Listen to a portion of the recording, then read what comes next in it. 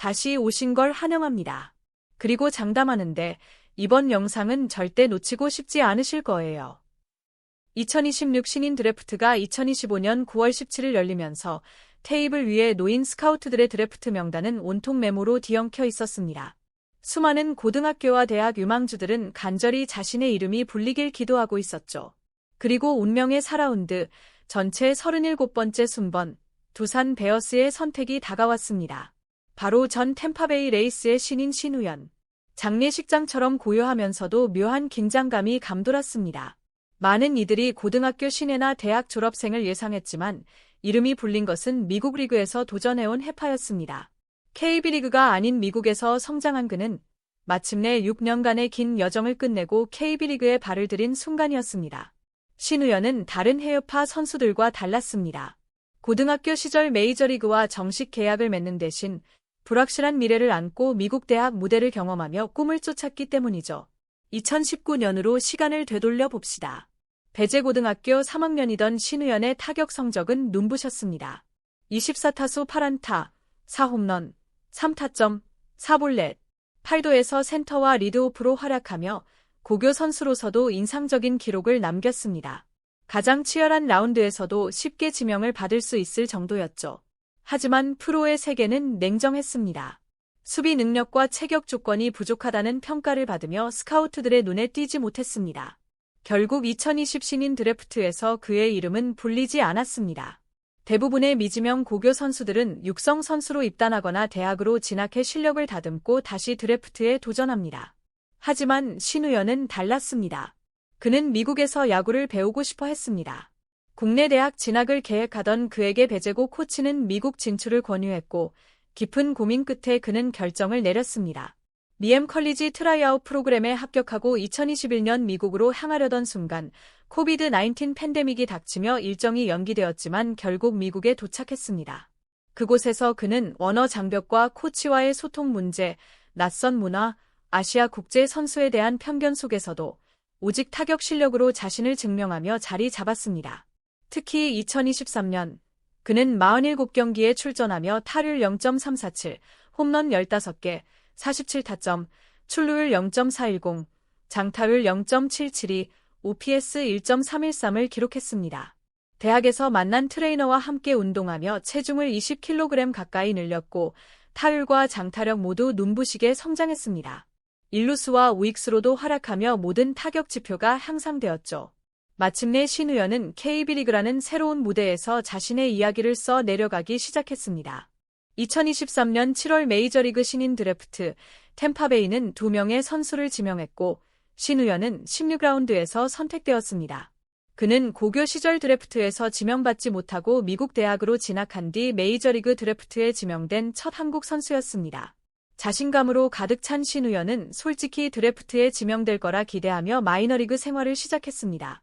2023 루키리그에서 7경기를 소화한 후 2024년에는 나이 덕분에 싱그리 베이스볼 리그에서 기회를 얻었죠. 그의 기록은 그의 특성을 명확히 보여주었습니다. 출루율은 타율보다 1할 이상 높아 투수를 공략할 줄 아는 눈과 참을성을 갖췄음을 증명했습니다.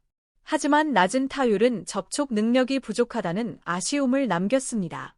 2024 시즌을 마치게 한 부상은 기회를 더욱 줄였습니다. 2025년 복귀했지만 20대 중반에 단타조차 제대로 만들지 못하는 모습은 구단 평가를 더욱 엄격하게 만들었습니다. 마이너리그 투수들은 대학 시절과 다른 환경 속에서 AA와 AAA를 거쳐야만 메이저리그에 오를 수 있습니다. 이 현실을 누구보다 잘 아는 신우현은 깊은 고민에 빠졌습니다. 음악, 계속 도전해야 할까? 새로운 돌파구를 찾아야 할까? 결국 신우현은 또 한 번 중요한 결정을 내립니다. 일반적이라면 방출 통보를 기다리거나 에이전트를 통해 팀을 찾았겠지만 그는 직접 구단 측에 방출을 요청했습니다. 이유는 단 하나, KBO 리그에서 자신을 시험해 보고 싶어서였습니다. 그는 국내 드래프트 지명을 거부하고 미국으로 가지 않았습니다. 구단 어느 팀에도 지명되지 않은 채 대학으로 진학하며 2년 유예 기간 없이 2026 신인 드래프트에 참가할 수 있었죠. 하지만 국내 반응은 기대만큼 뜨겁지 않았습니다.